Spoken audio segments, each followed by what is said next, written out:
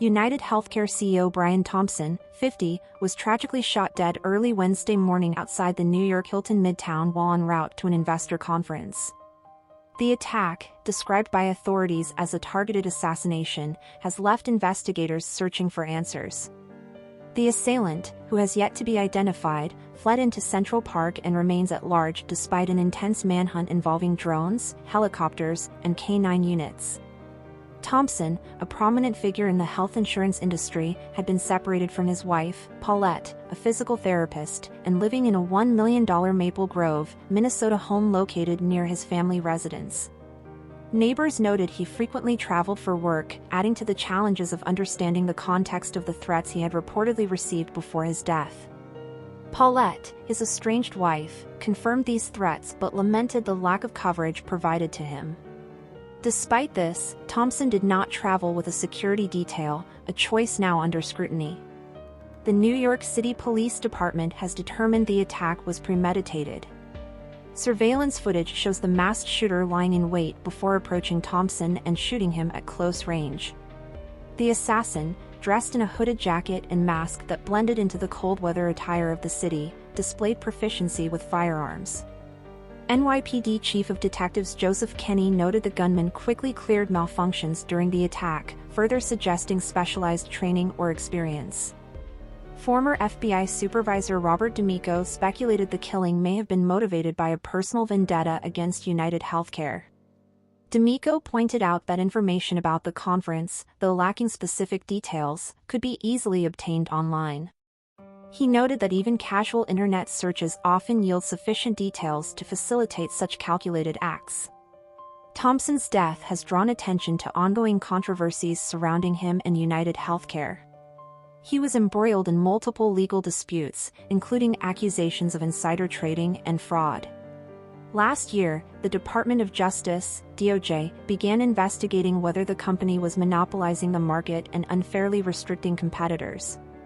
Adding to the scrutiny, the City of Hollywood Firefighters Pension Fund filed a lawsuit alleging that Thompson and other executives sold significant shares of UnitedHealth stock, amounting to over $117 million, while withholding knowledge of the federal antitrust probe from the public.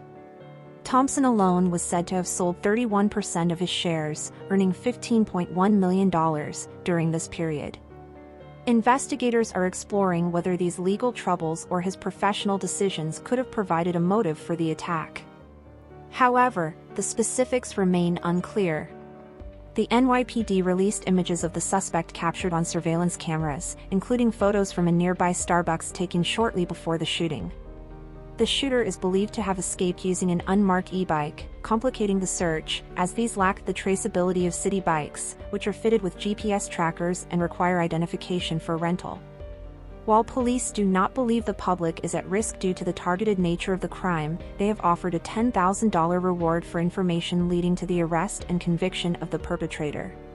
New York City Police Commissioner Jessica Tisch emphasized that the incident was anything but random, with the suspect clearly focused on Thompson as his intended target. Thompson's assassination has sent shockwaves through the business community and beyond. United Health Group Incorporated, the parent company of UnitedHealthcare, issued a statement expressing their deep sorrow over the loss of a highly respected colleague and friend. The organization pledged its full cooperation with the ongoing investigation and called for patience during what it described as a deeply challenging time. The precise motive remains elusive. While the potential connection to UnitedHealthcare's legal controversies has been suggested, police are not ruling out other possibilities, including personal grievances. Investigators are working to piece together Thompson's final movements and relationships to determine who may have wanted him dead and why. This high-profile killing has also reignited discussions about the security risks faced by prominent corporate figures. Thompson's decision to travel without a security team, despite prior threats, is a focal point in the investigation. Experts point out that the ease of obtaining personal information online makes public figures increasingly vulnerable. In the meantime, the search for the shooter continues, with authorities urging anyone with information to come forward.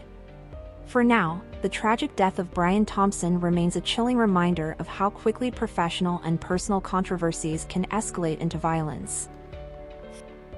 I hear the 3 shots. I was parking down there in the car. I hear 3 shots. Yeah, and then when I looked, there's a man down. Yeah.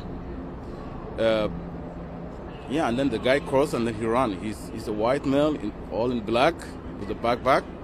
He crossed this way. That ought to see. And then I called 911. But yeah, maybe someone else already called. But the guy, he was here in this corner the whole night. Yeah. Who was on the corner? The guy who shot the guy. Was standing across the street? It's the driver told me he was hanging around whole night waiting for the guy, the shooter. And he just inside the car waiting for him. Soon he see him, he just shot him. That's all I know. Thank you for watching. If you enjoyed this video, please subscribe and turn on the notification bell for more updates on celebrity deaths and news updates.